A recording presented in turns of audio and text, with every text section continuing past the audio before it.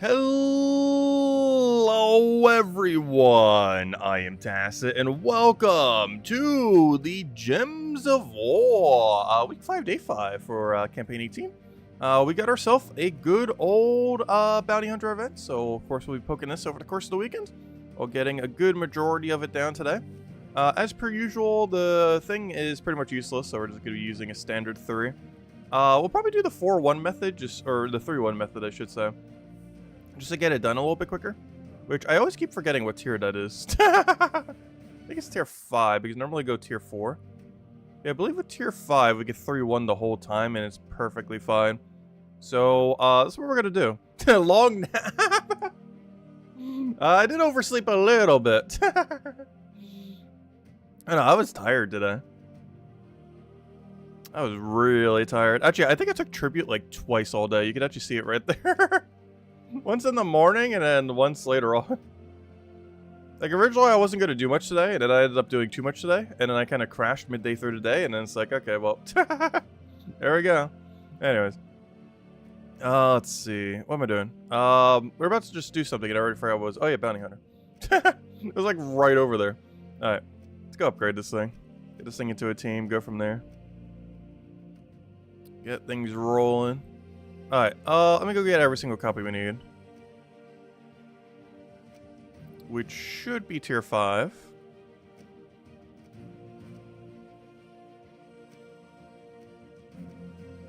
Alright, there we go. That should be more than enough. Alright, let's see. Let's go over to our troops. Get this guy upgraded. Oh yeah, as far as what he actually does, I don't think I actually said it. He deals some damage to an enemy and then burns all enemies below them. He has no follow-up, no gem creation, nothing like that. Triple burn in the case of Bounty Hunter isn't awful. It just quad burn would be a lot better because then you could do it with triple damage burning, double damage burning, stuff like that. It's just really weird that he doesn't burn the most useful position, which is first slot. Also not even having the extra damage himself either. That's really what he's missing. If he had like double, triple damage to burned enemies and also burned first enemy, then he'd be really good on skull spam teams in the future. But the way he's set up, he just doesn't really work on any type of team. So, yeah, he just won't be used. It's pretty much a troop in a nutshell. It's not bad, it's just, like, no team type that's ever going to exist in Bounty Hunter really needs him. Like, even a burning team's not going to want him, most likely. This is just like a really absurd burn ratio that doesn't care if the first slot's burned in the future. But, currently, there is not. He does get to create a red gem when his turn begins, at least, if nothing else. But you can't spam any bounty hunter troop. If you do, you don't get the extra score. So, you can't, like, double up or triple up. So, while the fact that he creates a red gem is nice, it ultimately doesn't really do much. You can't really synergize it with other things that also create a red gem. Like, multiple of himself. You can with other guys that do, but there's not enough bounty hunter troops that do, so you won't be able to. Anyways, let's go get our team. So we're basically using this team, except we're getting rid of the old one. Which, was that the old one? Yeah, I guess I'm just using this for Green Link. So we're getting rid of the old one and adding in the new one. Which I already forgot his name, even though we were literally on his page for like a minute straight. There we go. Fireborn Lynx. Alright, anything else we need to change here? Minus red doesn't really matter. We need to go all in on mana. Is there a way to do it with minusing? Well, anything we do minus is Stellaric, so it doesn't really matter what we minus. So we have +2 green, +2 brown. Yeah, we're just going to do this the entire time. Oh yeah, we just came on. Started a little late today. But we're still good. Let me go bring back live chat. Hello, let me start from the top. Hello, Mark. Hello, Defiant. Hello, Cookie. Hello, Tyrion. Let's see. You weren't aware there's a time change today, I know, right? Hello, Outlander. Hello, Henry. Hello, everyone else. Welcome, welcome, welcome. And we will still be doing the plate up thingy tomorrow as well. Oh, wait, did I not get his traits? Oh, no, never mind. I was like, wait, why do I only have a 24 times? Never mind. This is intended to only have a 24 times.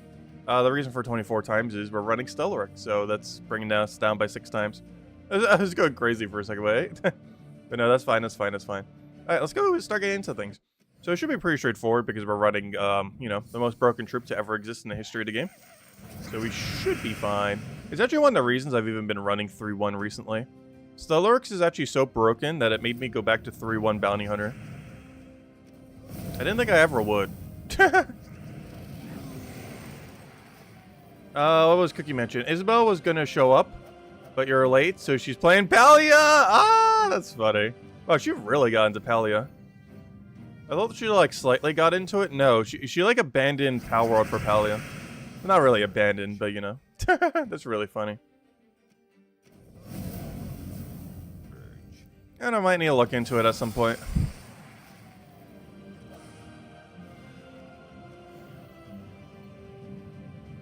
But we'll be doing Played Up tomorrow. At, noon, I assume. And hopefully we'll have the whole crew. Yeah, I still haven't looked into it yet. Or, you know, like, I'm going into it completely blind. So it should be fun. Not sure how many streams we'll do for it. But, we'll definitely do some amount of streams for it. I'm just not sure how much content it has. Like, is it almost like a party game where, you know, you just play it occasionally? Or does it have, like, a progression system where you're actually trying to achieve something? I know we're trying to achieve something, but, you know. To a degree where it has a progression system.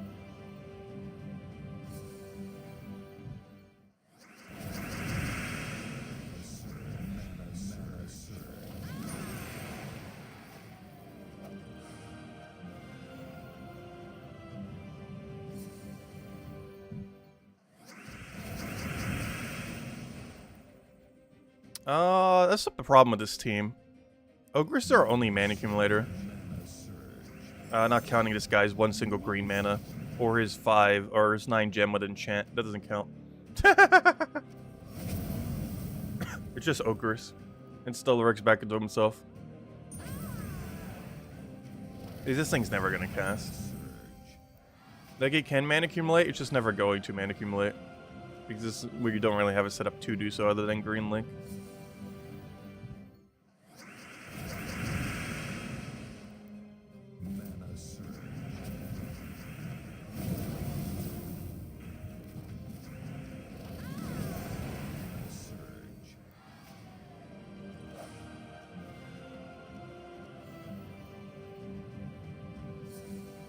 Actually, one thing I was gonna do today, but I wasn't able to because I forgot she's been working like the whole second half of the day. My mom's birthday's next week, and I was gonna celebrate it sometime before her actual birthday. Because on her actual birthday, I have a dentist appointment thing. So, I won't be able to, like, talk for the whole, like, most of the day. Hopefully I'll be able to by the time we stream. We should. I don't see why not. But, like, the first half of the day, I'll be, like, out of commission.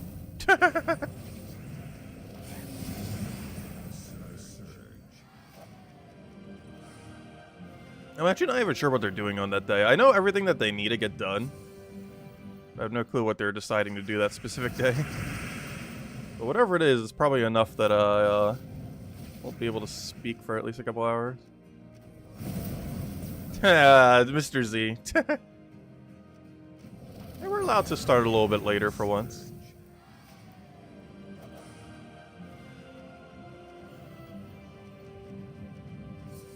We don't do it too often. I think it's like once a month. We start like slightly later.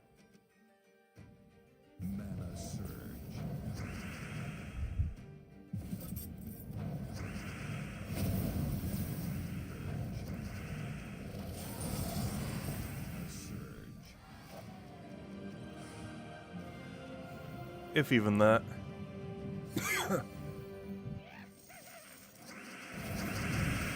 And if it is, it's normally by an hour. As if daylight savings time never happened. Which is kind of insane to think that this would be the time if it didn't happen. Like, starting this late. This would be normal time if we didn't shift an hour.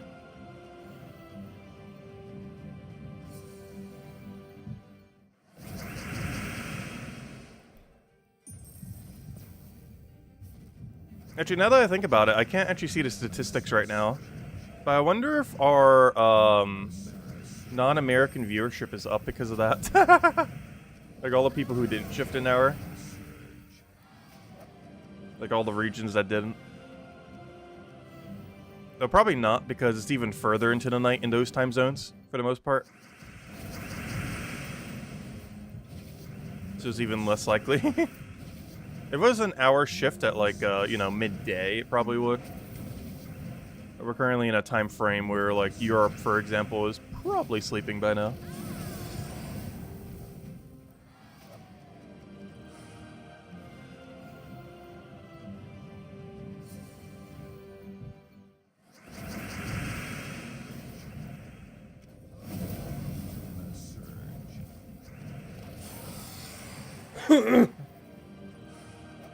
I also still got that cough, by the way.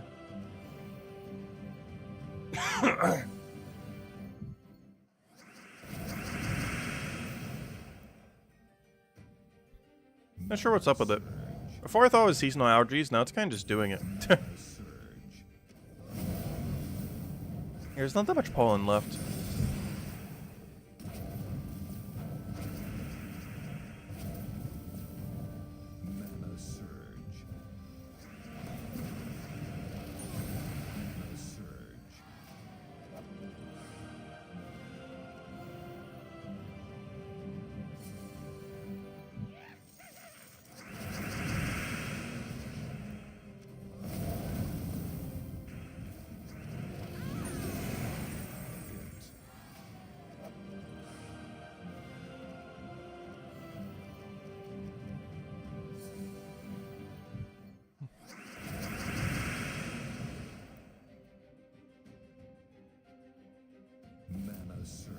You got your first Eye of Argyrus and a chest knight? Nice.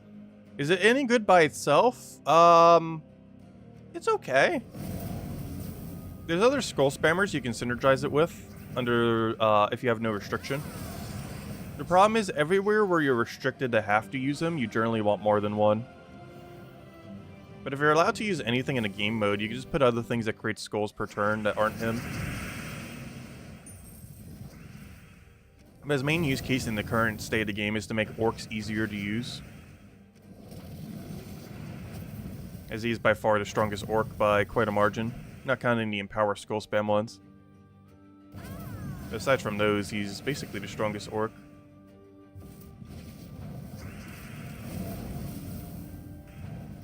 But no, you can still fit him into a team. It's just the main gimmick he's used for requires multiple of them.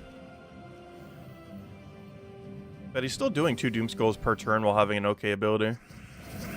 Regardless of how many are on your team. So any Skull Spam team could technically benefit from him. I think the biggest issue with him is he himself does not create skulls. Like, obviously his ability does, or, you know, his trait. But his actual cast doesn't actually create any.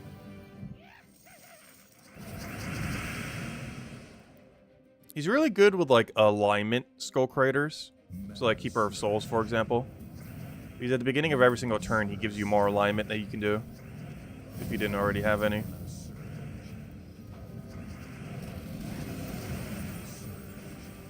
Oh no, the final battle better not have Submerge. Oh, I might have to use this guy after all. Oh wait, that is the final battle. Oh no. Oh no. Oh no. Well, hello, Flora Fawn. You found yourself the 4th slot. Because I need this Fireborn Link statue hit it once. Oh no. Oh, please tell me that's the only one. That's not ideal. That means I have to double cast Stellarix and cast the Lynx once. Which isn't too big a deal, but it's going to take a whole extra turn to do what we need to do. Because right now we would normally win. But instead I now have to go poke it once. Oh, that's not ideal. Unless I can scrap together 8 damage. Go. Hello, 8 damage. Never mind. False alarm. I think I might have fixed it. I just have to run without 20% mana start. But that should be enough damage to close the gap. Oh, please tell me that's enough to one-shot now. That's so bad if it doesn't. As long as this one-shots, we should be good.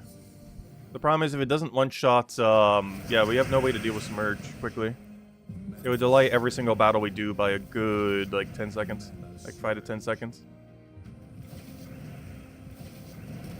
Oh no! That's a problem. Though, is it? Because we might get enough skull explodes that it still dies. And there's any way we could scrap together another 4 magic. I guess technically if we could find some purple deeds. Quick, use all the gold orb thingies. Not the gold orbs, whatever you call it. The gold marks from PvP. Okay, if I can scrap together 2 magic, which we would if we upgraded Kakarot to max, we would have exactly enough to one-shot this battle. Unfortunately, we currently do not have that power until probably a couple months from now. We're gonna have to wait like another 2 or 3 bounty hunters before we have that much extra damage. That's unfortunate. Yeah, it's gonna make this entire bounty hunter a little slower. Because they both survive with 4. One of which, we're gonna have to deal with non-AoE means. Luckily, it's in first slot by that point, so it's not that big a deal to kill it with non-AoE means.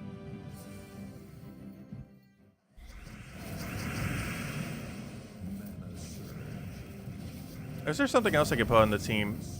Is there anything I can replace Flora-Fawn with that will somehow give consistently 2 magic to our Stellaryx? I don't think there is. At least not passively.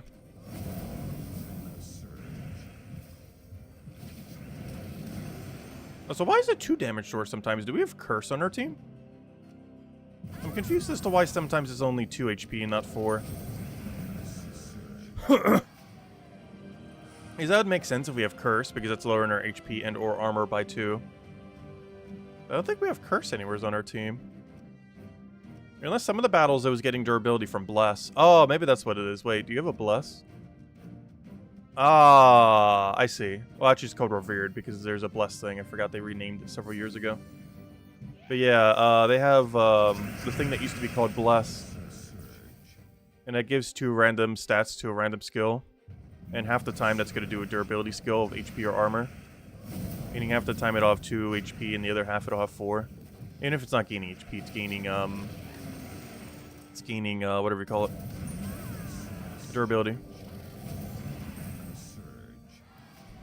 Also, it itself gets HP. How annoying is this thing? It gains Submerge on cast. Or, sorry, on damage. And on top of that, has an HP gain. So honestly, the HP gain doesn't really do anything. Because if we're gonna have to 2-shot anyways, it's just making us have to 2-shot anyways. Like, it's not doing any different.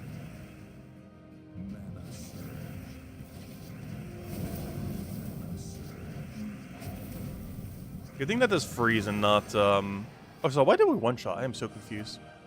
Good thing that does freeze and not submerge, because that'd be so annoying if that was the submerge guy. And he just randomly get, like, 4 submerge. Yeah, it's really annoying that Stellaryx is basically the entire meta right now. It's so meta, I'm literally running it for Bounty Hunter. You know how long we went with like 4 times Bounty Hunter troop? So it's just so much stronger running 3-1 right now because of how strong Stellaryx is. That the last couple of weeks we've just been running Stellaryx. But yeah, it's kind of weird too because they nerfed Journey troops because they were concerned that people would find it annoying to face them. Then literally, like, the next week, they buffed Stellaryx to the roof, and then just made it the new annoying team that everyone has to deal with. I do feel like they will nerf Stellaryx at some point. Though even if they do, it's not really going to hurt his use rate. Because he used to be a 2.1 times multiplier, and I believe they're just going to move him to, like, a 2.5 or something. If he was moved to 2.5 times damage, he would still be, like, one of the strongest troops in the entire game. Like, it's not going to stop anyone from using it. It's just going to be slightly less annoying how much damage he does. I don't think they're ever going to nerf him down to what he was before he got buffed.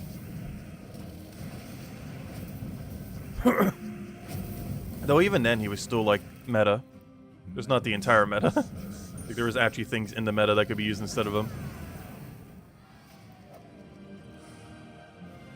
No, he definitely needs some tweaking.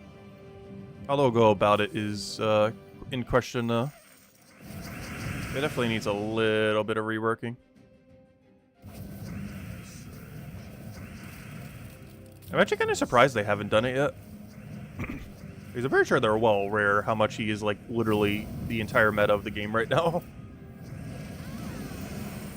Hey, they wanted him to be strong, but, they went a little too far. You can still be strong without him being the entire game.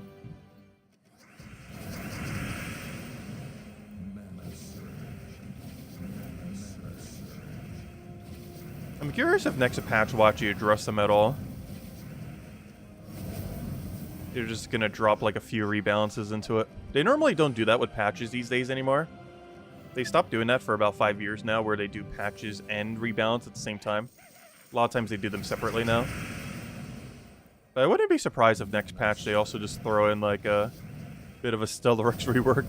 Or not really a rework. They're probably gonna keep what he does fundamentally the same, just tone down his damage a little. Because I don't think they'll ever take away what Stellarex actually is. They would just keep adjusting his damage number.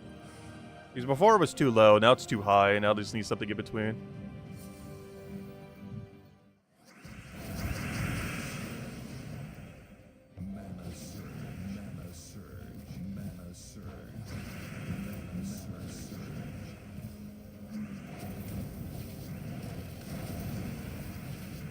Oh no, they used to do that pretty often. Back in the day, every single patch got like a huge rebalance. It's actually kind of bad that they stopped doing it, because it started to make the game increasingly more unbalanced. But it used to be tradition for them to rework like anywhere from 5 to like 30 troops every patch. But then they started doing rebalance and patches separately. But ever since they started doing that, they started getting like slacking more and more and rebalancing troops. To the point that they just like, don't even do it anymore. I don't know, there's benefits and downsides to constantly rebalancing. I personally feel like it's good. But I do feel like a lot of games these days have been going down the route of rebalancing very rarely. Like once every few years. And Gems of War has kind of gone down that camp.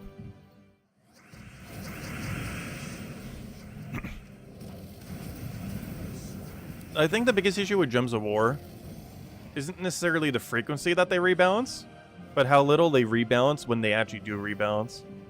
Like a rebalance patch in Gems of War touches like maybe 30-ish troops and or weapons.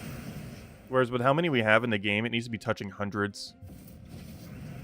So the frequency of how they do it isn't necessarily the bad part, it's how little they rebalance when they finally get around to doing so.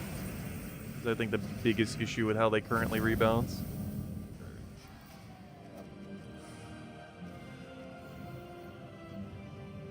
So hello, Castra. Welcome, welcome.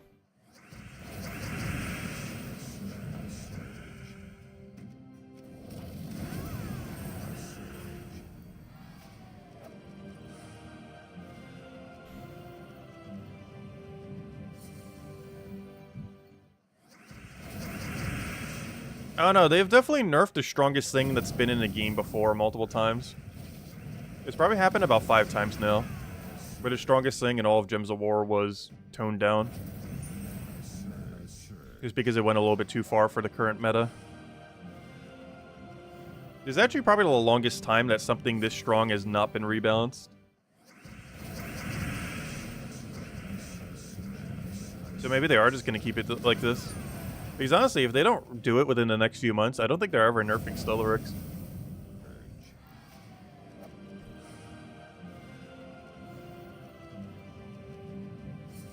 Yeah, this would be the most amount of power creep ever done in one troop that didn't end up receiving a rebalance in the history of the game.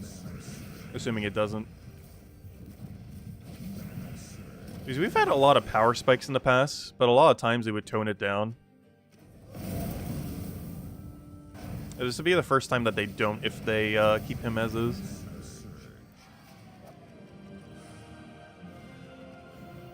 Gosh, we're almost done with Bounty Hunter. We did the entirety of Bounty Hunter in like 23 minutes. I know the stream's been going a little bit longer, but we were going over a couple things. Yes, honestly, that's exactly when they'll nerf it. Whenever someone in the game gets their Stellarex, will be the day it gets nerfed. There'll be like 10 forum posts like, hey, I just got Stellarex, why did you nerf it immediately?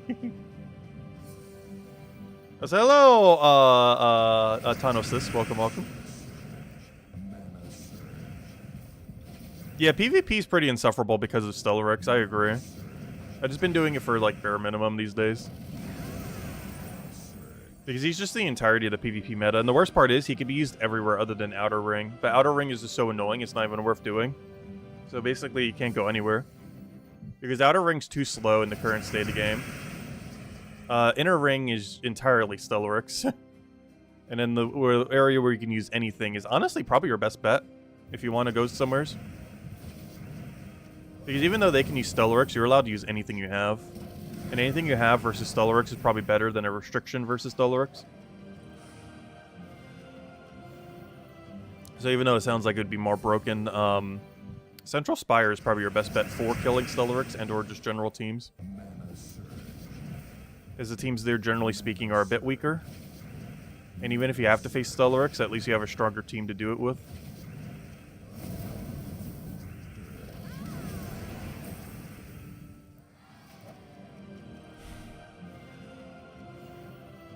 Hello, Logic Slayer. Hello, Minnie. Hello, Az. Hello, Sushi Ninja. Welcome. And hello, Tonosis. Oh yeah, Isabel's not here right now. She's busy playing Palia. So I've been told. She's found a new addiction for now.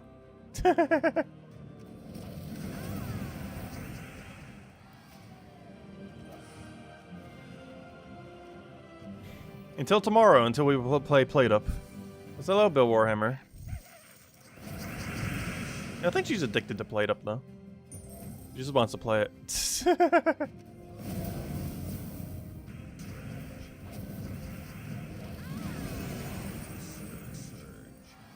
we'll be doing that around noon tomorrow or so. Gosh, I need to get rid of this cough.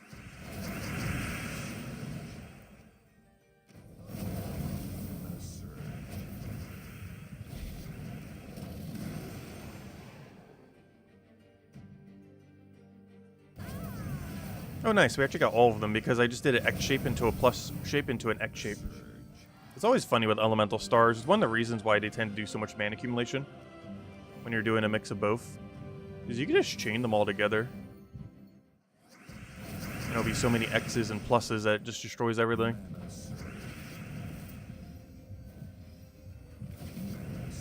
Also, speaking of X's, I still can't believe Twitter's called X. I still can't get over that for some reason.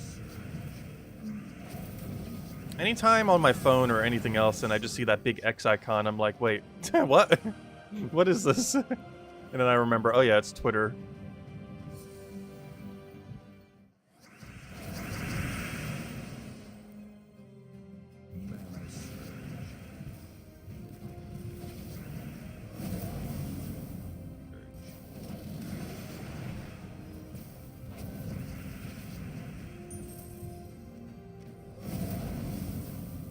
It's so weird, too, because a company called SpaceX, like, that kind of works. But a social media company being just called X doesn't work at all. You need at least, like, one other word there. You could just call it Twitter X. Like, that still would be bad, but it wouldn't be as bad. Alright, let's see. Go through that there. It just annoys me anytime I see, like, all my apps and I just randomly see, like, a gigantic X there. I'm not sure why, but it, like, physically bothers me. Hello, Miss Insane Witch. Welcome, welcome.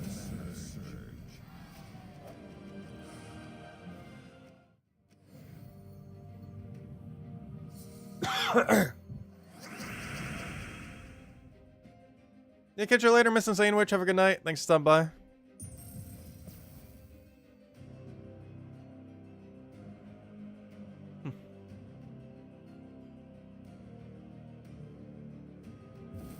Honestly, I don't mind if Stellarex never gets nerfed. The bigger issue is them having to rebalance the entire game around Stellarex not getting nerfed. Which means they really need to rebalance, like, a lot of old troops upwards. It's something we've been needing for a while. Like, they need to take a year to just buff, like, 500 troops in the game. Like, at least 500. Just go through the list of everything that's dead content. And then you can basically just re-release like 600 troops.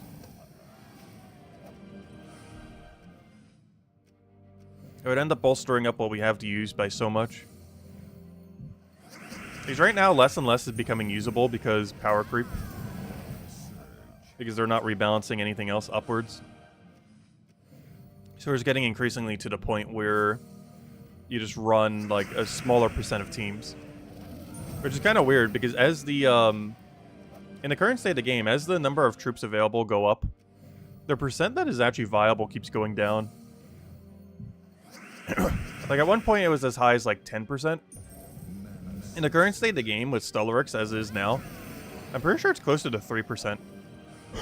Between number going up, like, you know, total number of troops we have, and just the power creep phasing things out, I would say only about 3% of the total troops in Gems of War are usable when you're allowed to use everything. Obviously, under a lot of restrictions these days, a lot of things that you generally wouldn't use have to get used. But in the state of being able to use absolutely anything, I would say only about 3% of the total troops in the game are usable with how Stellaris currently exists.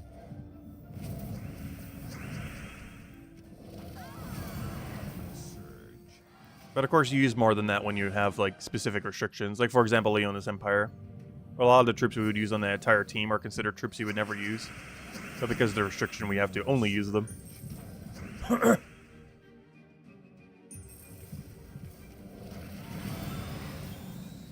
Am I going to unlock a second Stellaris? Honestly, I'm probably not going to bother. There isn't really much of a need to have 2 Stellarises on a team. The only time that's particularly good is if you have 50% Mana Star Dragon while also having Enchant on them. But that requires doing a side mode where you actually can use double Stellaris into the other dragon. But there's not too many modes where you can actually get away with that. But there we go. Bounty Hunter almost completed. And we'll get that done throughout the rest of the weekend. But anyways, now that Bounty Hunter just got done in under half an hour, let's go and do everything else. Top 3. There's a chance. Gets the door? No, ew, web. Do I go cleanse just for web? I think I do. Web's annoying enough that we actually do have to cleanse past it. It's not as bad as silence, but it's still pretty bad. At least we get to get our mana still during this.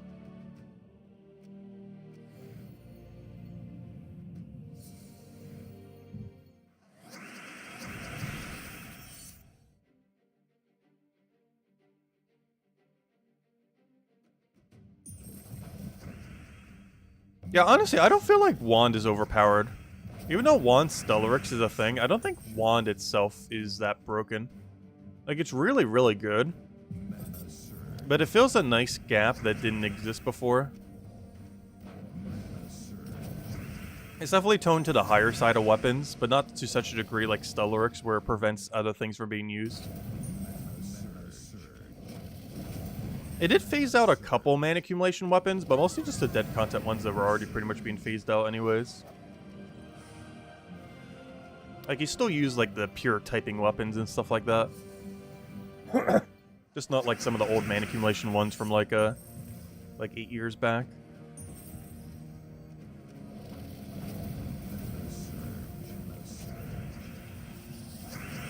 Do you need to revamp the beta testing? Honestly, there's a lot of feedback during beta tests that they never use. I know, because I used to be on the beta test. It's actually why I stopped even doing the beta test. It's like 98% of anything you ever mention never gets acted upon.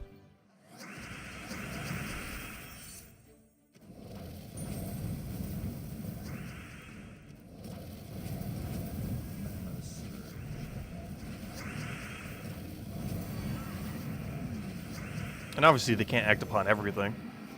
But the how little they actually act upon from the beta test is actually absurdly small.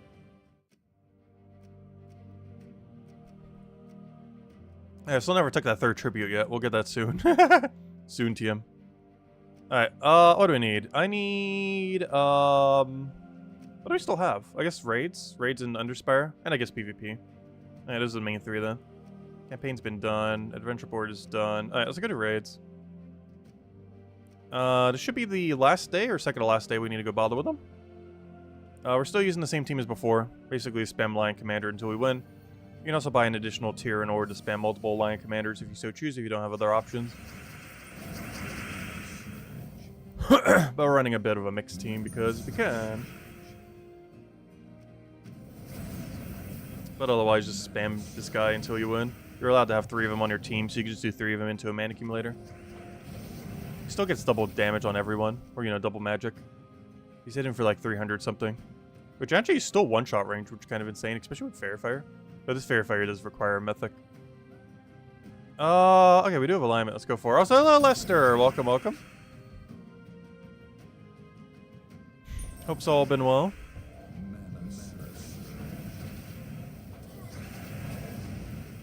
Divinish Bala, can you do anything? Not really.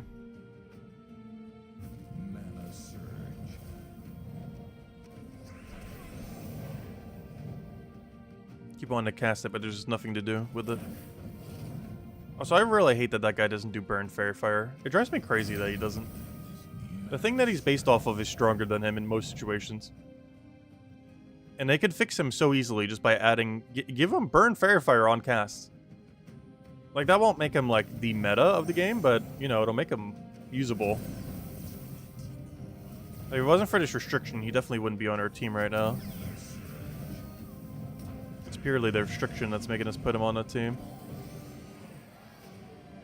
Like, if I had another copy of the other guy and wanted to go spend, like, 300 gems or whatever it is on it, that he would instantly be replaced with a second copy of this guy. And after that, we'd probably just replace that Divinish Bala too and have 3 copies. Honestly, if we go deep enough, we would probably do that, but the guild's probably going to be done with the event by tomorrow, so there's just not really any reason to do that. Alright, just to make sure it dies, I'm going to super overkill that. Oh no, that's not what I meant to cast. Whoops. I meant to click this guy. Now I super ultra overkilled it.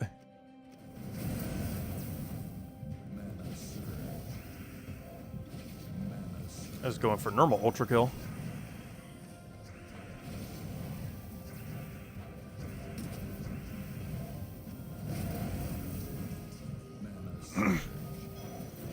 Yeah, second Stellarex generally isn't needed because of how mana accumulation works. A lot of teams that run Stellarex actually don't really have room for a second Stellarex.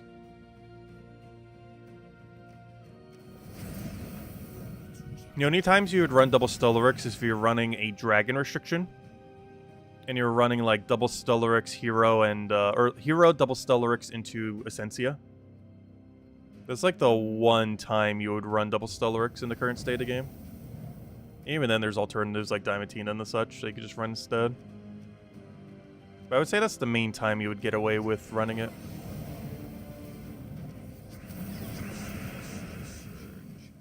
Is any dragon restriction. That's a pretty rare restriction, though. And dragon restriction is not the same as Dragon's Claw restriction. This Stellarex does not reside in Dragon's Claw. Then you have to use Diamantina.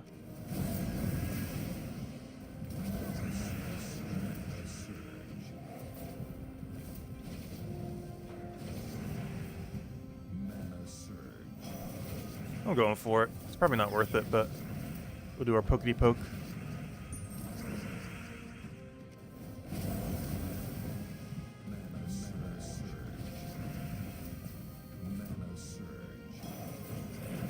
You run a 5 Stellarex team? Yeah, Stellarex is so strong that it lets you use a 5th troop.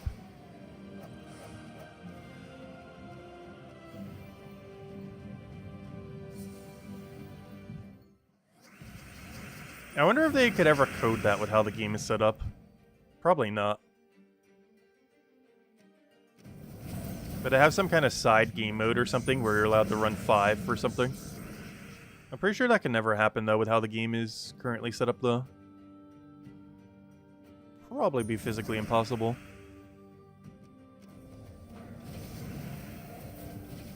Both in a screen space perspective, but also in a, mechanical, how the game functions perspective.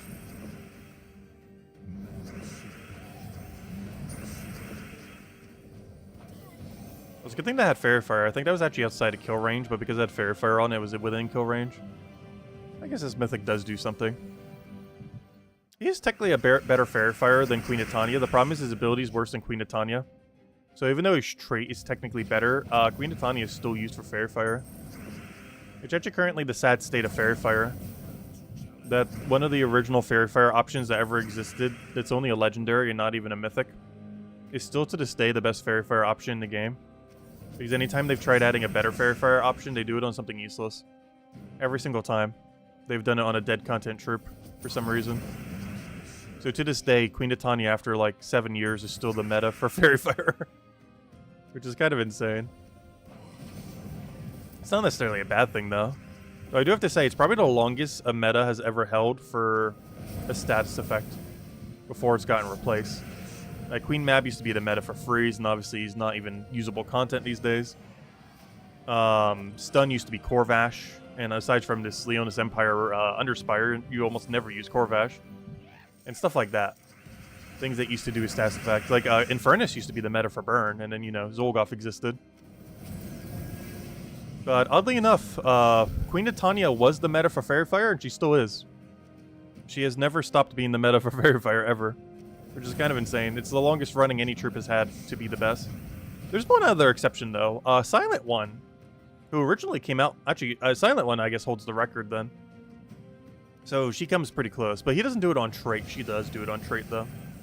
But she would be the longest running trait-related one. But as far as the longest running troop that has had the best option for doing a specific effect, Silent One has been meta for silence since day one, and still is. They have actually never added a better silence option. They've actually nerfed Silent One twice, if I'm not mistaken. Technically 3 times if you count the indirect nerf. And he's still the meta for silencing. Which is just to show like how insane he was back in the day. But yeah, after 3 nerfs, he's, to this day, is still the best silencer in the entire game. And he came out on release of the game. Also, we still never got a troop that silences on extra turn. Though, in all fairness, we probably shouldn't ever get that. You know how broken that would be? Hey, if they want a Stellarex counter... Could you imagine that? Honestly, that's the power creep we need. I feel like that would be so insufferable to deal with, though. But it theoretically would hard counter Stellarex. Because you'd have to start bringing, like, a Beatrix or something on your team. Because Juan's not going to be quick enough. That or you'll be forced to have to use like a silence immune hero class. But even then, you could just stun and then silence them. It's technically a strategy you could do now. But if they ever added it to on extra turn, it would actually be viable to run now. Because right now it's just not viable to. No way you survive with 1 HP because he doesn't have burn. Yes, hello, Imperial. Welcome, welcome.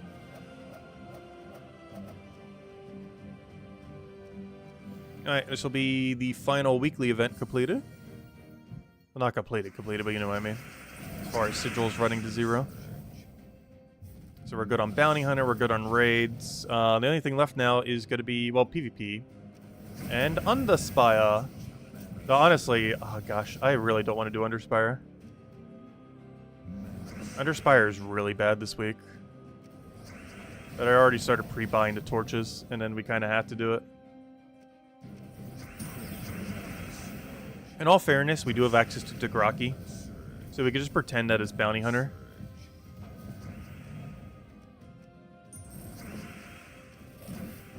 We are eventually going to have to just build an entire Dothraki team. Currently, we're using a team that's a bit more diverse than that. But we're going to reach a point in Underspire where our team's going to have to be a mana accumulator with 3 Dothraki. We're getting increasingly closer to that point. Which isn't necessarily a bad team, it's just definitely on the slower side. But I'll definitely get the job done.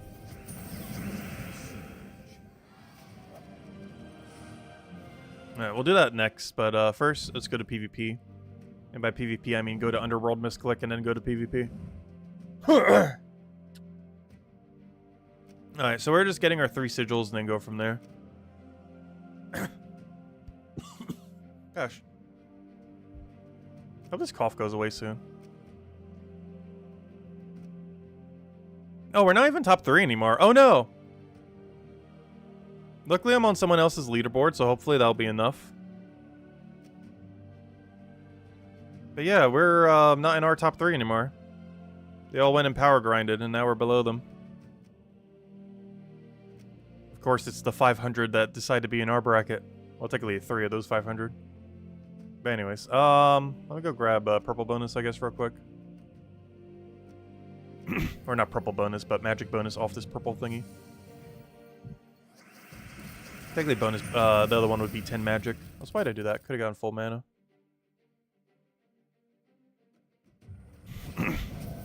Alright, speaking of full mana, let's get that to full mana.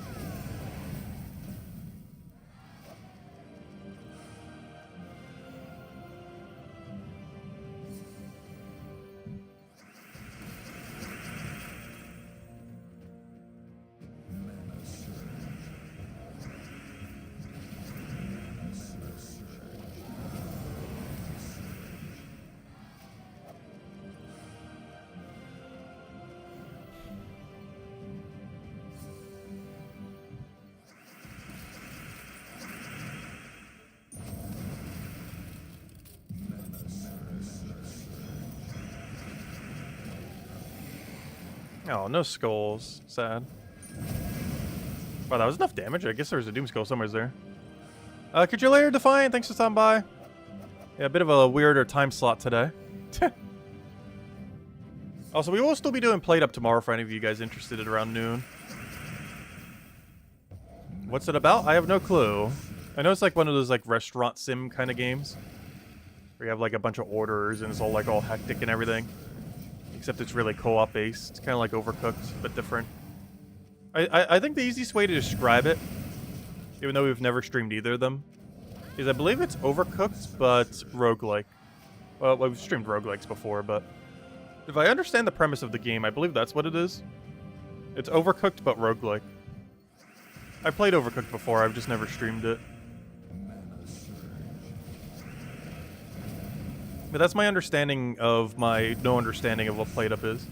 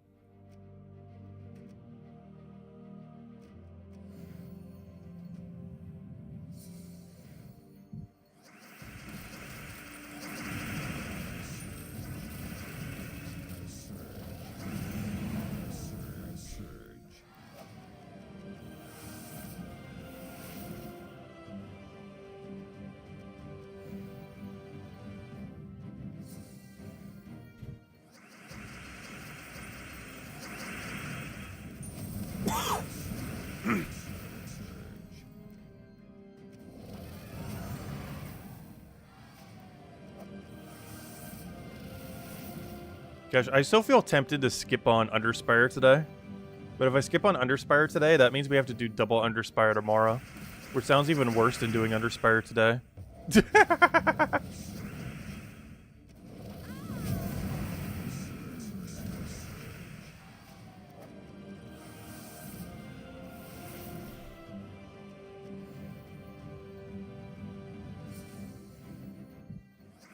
And I would say I would just go to silver, but we're already bought in way too deep to just only go to silver. Though I am tempted to, honestly. Like, stop buying all torches and just call it a silver week. I am absurdly tempted to do so with how Underspire is scaled this week. I don't know, if we just run Tagaraki, it's not going to be that big a deal. I think the true test is triple Tagaraki. If that team feels too slow, then we got a problem.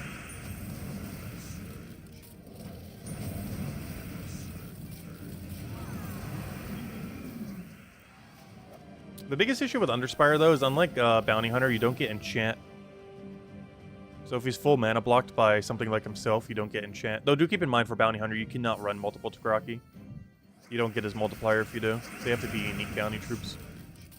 But for Underspire, we can, with no penalty. But we don't have Enchant in Underspire. Or just not naturally. Oh yeah, we never handed out a code yet. Let me go do that. I was gonna do it after we finished the previous thing and then proceeded not to. If it'll ever load. Oh, that reminds me, I'm almost out of codes, but no worries, I have a whole stack of codes for next month already. I actually had them a couple weeks ago. Yeah, I only have 2 codes left. Well, technically 3, after this one too. But I actually have a whole month's worth of codes, so even though I'm about to run out, I am not even close to running out. If it'll ever load. Loading, loading, loading. Okay, we'll give it a second. Doesn't want to load right now. There it goes. There you guys go. Only redeem code for tonight. But enjoy. For all of you who stuck around at this weird hour. Not that we haven't streamed at this time before, but the starting time relative to streaming to this time we don't generally do. Oh, so hello, Insane Gamer. Welcome, welcome.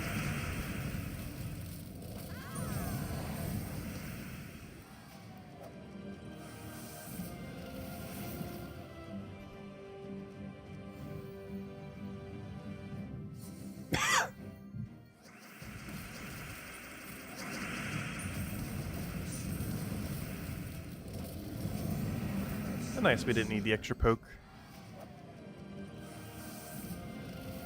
So how many Valhawks is that? And why do I feel like the answer is 0? Because it is! Gosh, Valhawks are so inconsistent. Some days you get them under 5, other days it takes like 30 plus.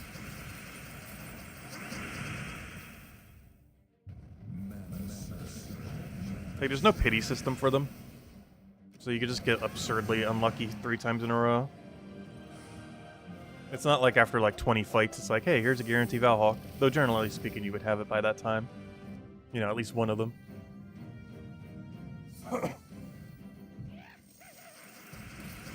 Actually, based on statistics, isn't it like a 98% chance or something for 4 times over drop rate? It's something absurdly rare. I forget exactly where 4 times is, but I want to say 98% chance that you would have had it by then. But that also means 1 in 50 days you're going to get that dry. Like once every 2 months you're going to have a day where it takes 100 and... no, it would take 60 or more PvP fights. Once every 2 months or so. It would take over 60 fights.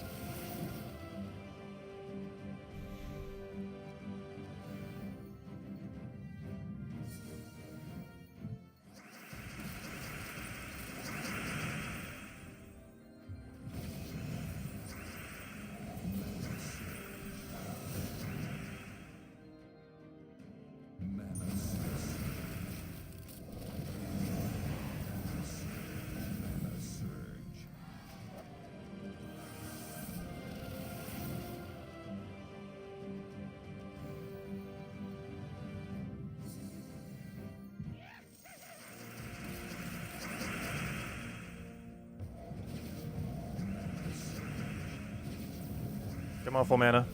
Come on, Takshakas. What are you doing? It's like 4 turns in a row where you didn't get full mana. Or at least 3. It feels so weird when it doesn't mana accumulate. When you expect it to every single turn. I'm getting too dependent on that Takshaka ability, though. Whenever I use like a non-Takshaka, I'm like waiting for the gem spawns to randomly happen. And then I realize like, oh yeah, it can't. There's no Takshaka on the team.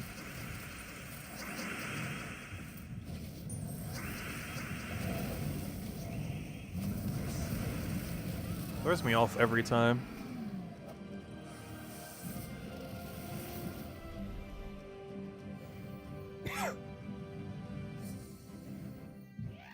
Oh, there's our 3rd Valhawk.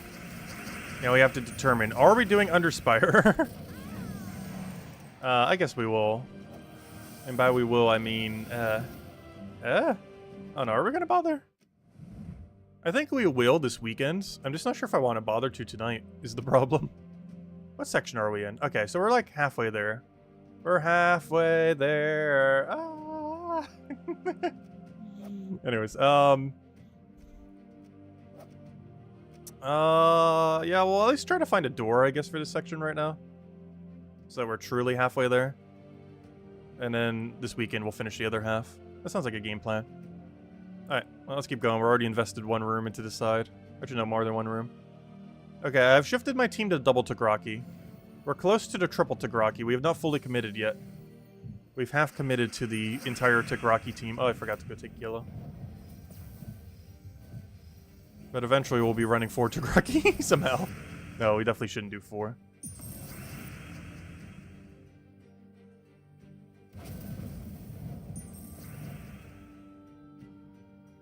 Mana surge.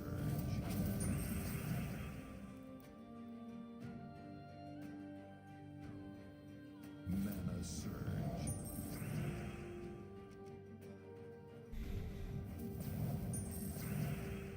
Mana surge.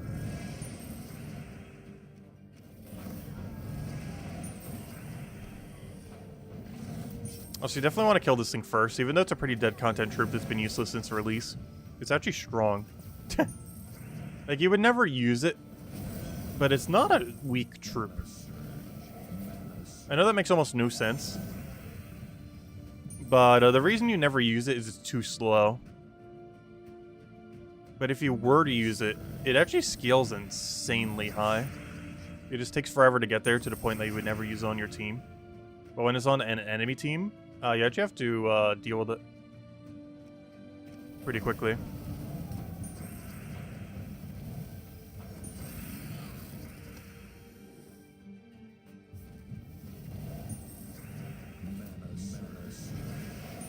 Alright, verdict on Tagaraki situation right now. It's not bad, but our current choice of mana accumulation weapon is making this slower. So it might be time to replace it with a Tagaraki. I wish we had enchant for Underspire.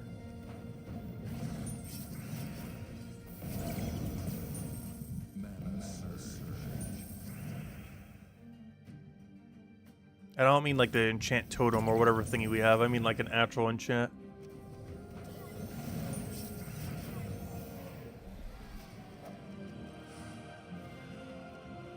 Uh-oh, we found the merchant. Alright, it's almost guaranteed double dead end. But we're already invested, so let's take the room.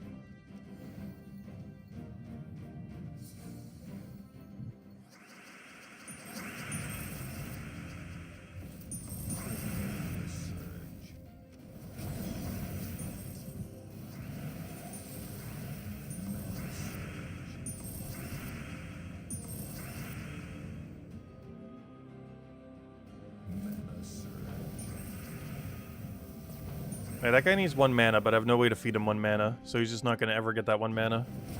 There we go, we got him 1 mana.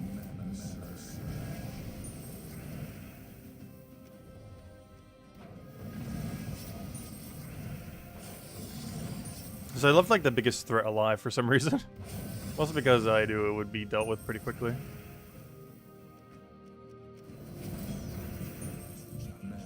I just realized that explosion literally only fed us red. It's not ideal.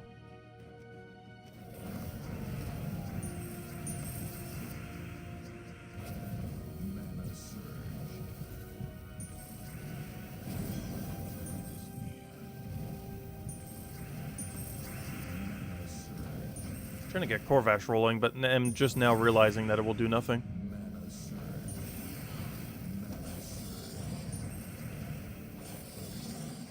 Because Corvash wouldn't have been kill range on either of them. Ooh, double tier 5. Wow. Is today the day? You know how long we've gone without getting a Sentinel? Is today the day we finally get one? Because that sure looks promising.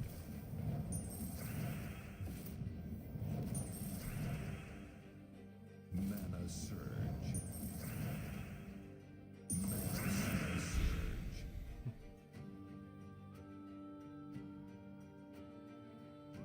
Mana surge. Mana surge.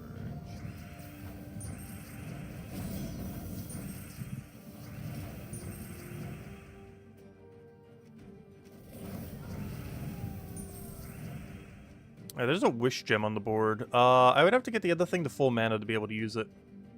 But I've just used the thing that would allow us to do so. Unless I take yellow. I just need a blue next to it for it to work. And unfortunately, we did not get one there. No, well, there goes Corvash, which doesn't really matter too much.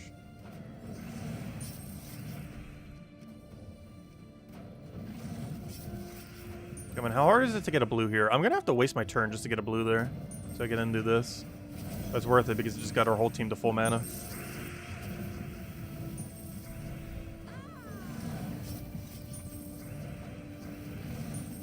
I should have cast the bandit on first slot before we did that.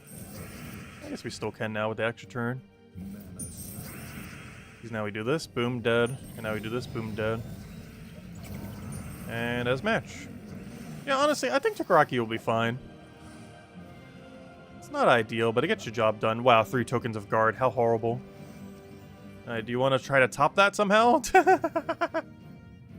We set a low bar. Watch it go even lower. How low can we set the bar?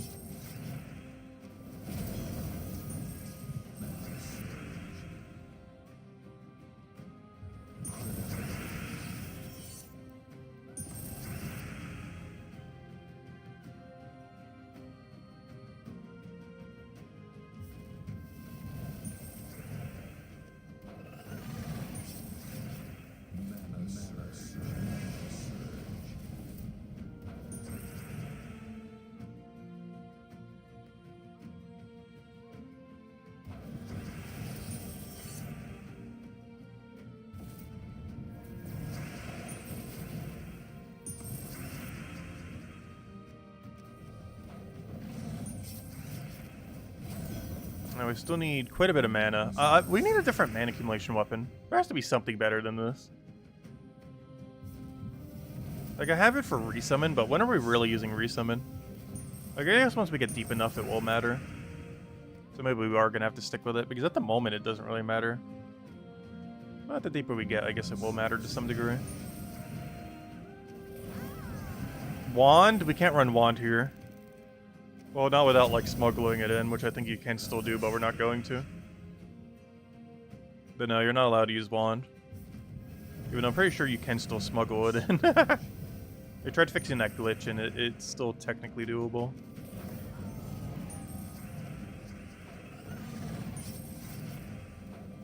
Just realized the guy has guarantee revive. It's one of the few reasons for carrying Corvash still. I gotta stun it before we kill it. I choose not to use Wand.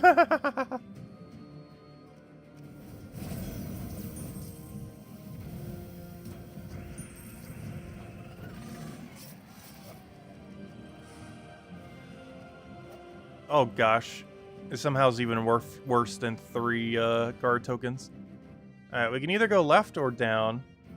Well, technically they're both left, but either down left or up left. Which one do I have more or less confidence in? I have, I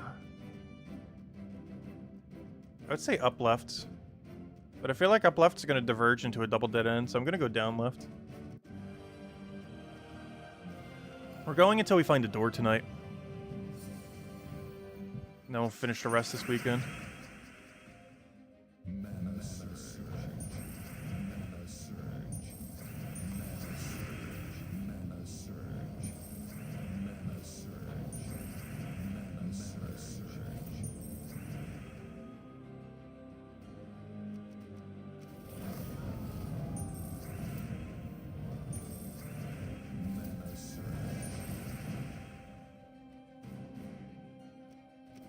I should have killed Glaceon just in case. I think there's a lot of damage, but it's already so dead I figured we wouldn't need it.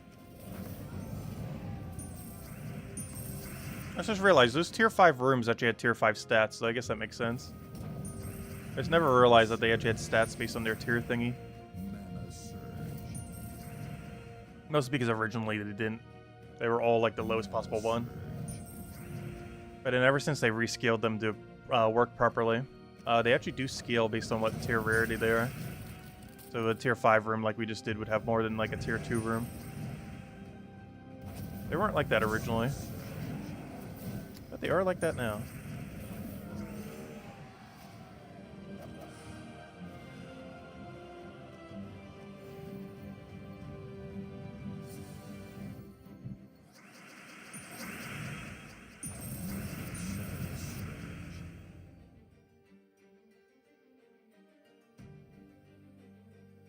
You ran the team with the Terra card? Yeah, that's the other alternative route. I ended up going down to Graki, or we ended up switching into. But yeah, you can just use Emperor to buff Corvash, or anything, really. I just chose to go down the Corvash buffing route. But yeah, we did retire him for double Tagraki. But, yeah, you can go down that route. It would get the job done. My concern with that later on is just how much we'd have to cast it. But the biggest benefit that it has over this team is you actually get to live. Because it makes your first slot a lot tankier. By giving it both HP and armor. Obviously you're doing it for the magic, but the durability keeps it alive. Whereas our Corvash often dies on this team. But I did that to make sure in case Corvash does die, we don't have to depend on him. Because the only slight issue with Emperor into that team is if you lose your Corvash, you lose like your entire team at that point. Because he'd be hitting like 200 at his true damage eventually. And if you lose that, you're losing so much damage potential. So I went down the resummon route so we can lose them. And it won't be that big a deal. But yeah, the other route is keep it alive with Emperor and just make sure it never dies. And just hit like a very high number in the hundreds.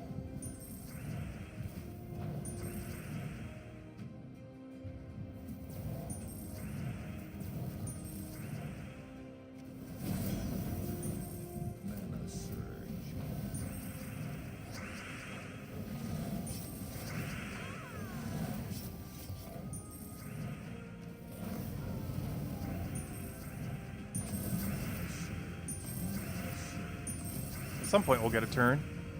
Or it's our whole turn, but you know what I mean. So many extra turns.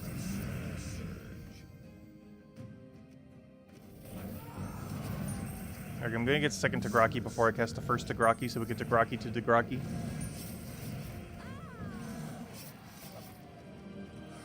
No, another dead end. I'm pretty sure that other path is still gonna lead to a double path.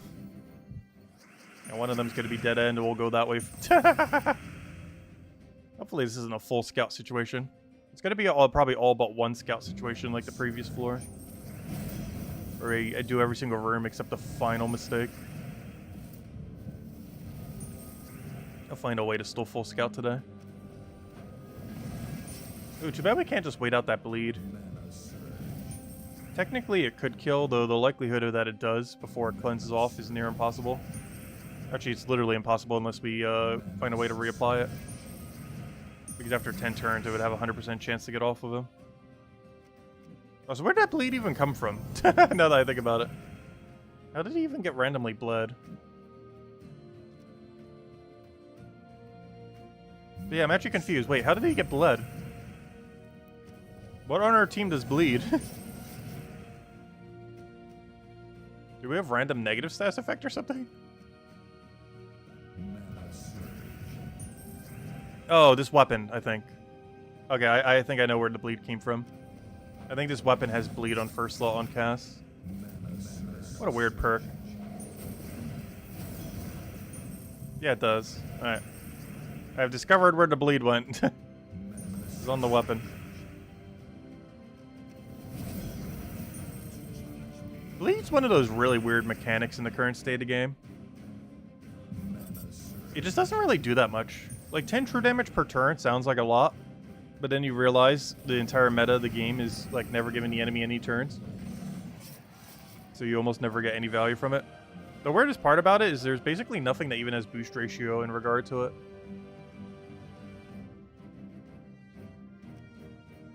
Well, I wasn't expecting to use my entire stack of torches tonight. I was just going to go until we get to the next room. But at current rate, next room will be my entire stack. And by next room, I mean next floor, next section, whatever you want to call it. But we somehow managed to use our entire stack doing so.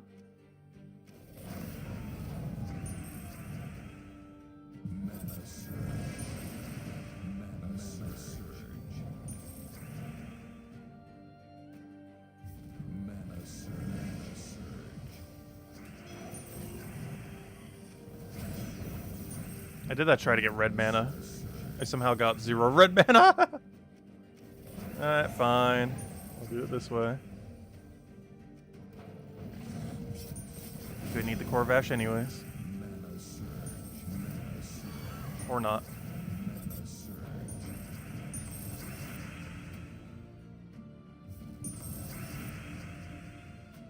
Mana surge. Love we can get 1 mana. You know what? I'll just poke him. Keep forgetting we have Hunter's Mark off the thing. It actually is pretty hard. Mana surge.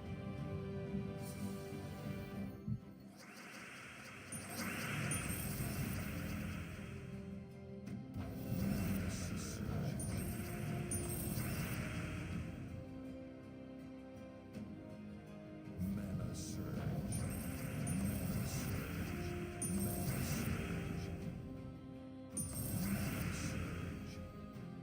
Mana surge. Alright, that's why we have this. Oh no, we got the 25% resummon. That's on our trait. Every time we cast, there's a 25% chance we summon something. Oh, we have a little bit too much summon then. Mana surge.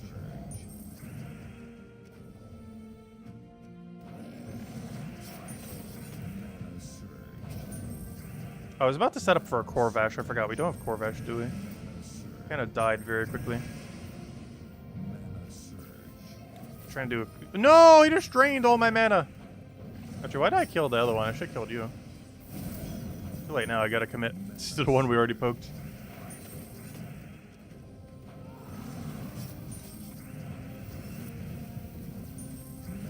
What a weird battle. Mana surge.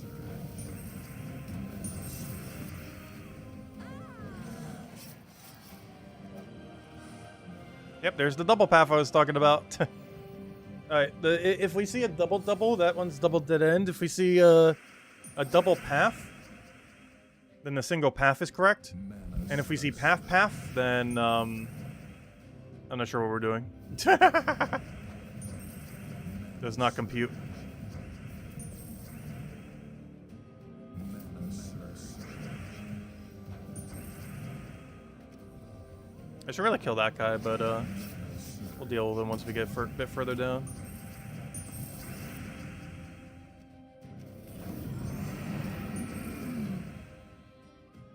Mana surge. Alright, Corvash is dead. Wow, why do we have so much resummon? I should get rid of Thief. I have it for like a 7% insta-kill, Mana but all it does is keep putting bandits and the other thing into my first slot, because I have it set to like max resummon. At least I'll make sure we never die, but it keeps making us win slower. Because generally speaking, a random rogue is going to be stronger than summoning bandit or the other thing. Not by much, but by enough that it would consistently be better. Even some of the worst options under rogues would generally be better than those two. Plus, it's even one of the things you can summon anyways, Mana surge. as it itself is a rogue. So at worst, we'll break even. Oh, double single. No, no, okay, good. So this is double dead end, and this is the way. Perfect. We will come back to take that double dead end later. I don't know, maybe we take it now. We're already here. I guess we'll take it now and just fully finish out the section. Which means we actually are going to full scout this place deliberately. To go get the dead end value. Mana surge. Yeah, might as well. That means we have, what, 4 fights left? No, 5 fights. Because the path we're going down now should double path. Whereas the other one should immediately double dead end. Mana surge. Which means we have, yeah, 4 fights. Mana surge. And I believe we have 4 sigils left. Oh, wait, actually more than 4 fights, because what if we don't know how many dead ends will actually be there? Mana surge. Because it could be double dead end. Mana surge.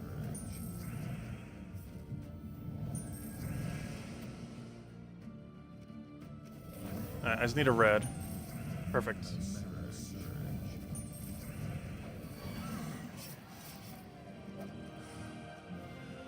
Alright, this should be boss room. 1, 2, 3, 4, 5, 6. Okay, that's boss room. And then the double dead end should be hopefully immediate. And then we get our dead end rooms, at least 1.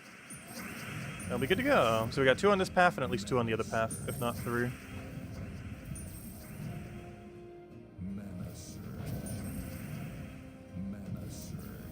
That should be a good stopping point.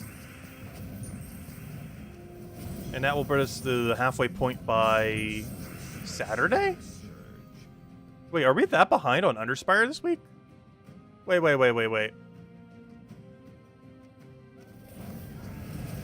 Huh. No, I guess not, because we're good. No, yes, we are. Wait, do we have 3 sections left or 2? Because if we have 3 sections left with 2 days left, we might just stop at silver. Like the room we're coming up on right now.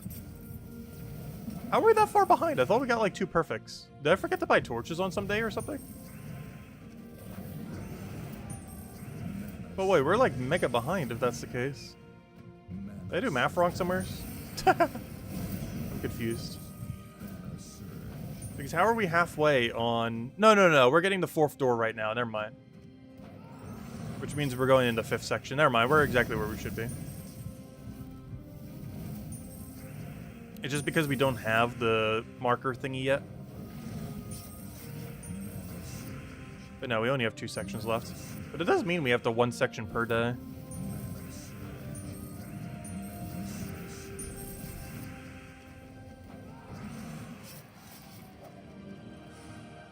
Right, there's the boss room, which we already know about. Maybe I will go skip on the dead end room then. Even though we know that double dead end is there, we kind of need the sigils before we invest into it. That's something we can go back to when we're already done. So actually we'll skip the deliberate double dead end then. That'll be like the first thing we go for if we have spear sigils.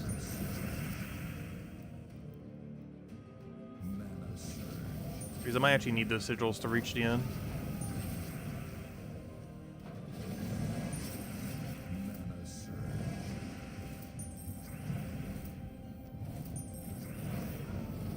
Honestly, the more I keep casting Emperor Corvash, the more I kind of want to go back to Empress build and just buff it up like crazy.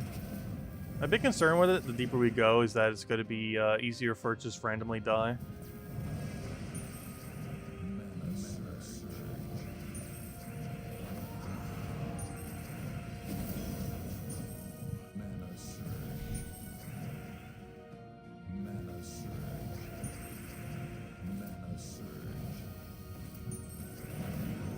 Yeah, one more Takaraki will do it. Problem though, I don't have any red. And you just took the red I needed. And you just took the red I needed again.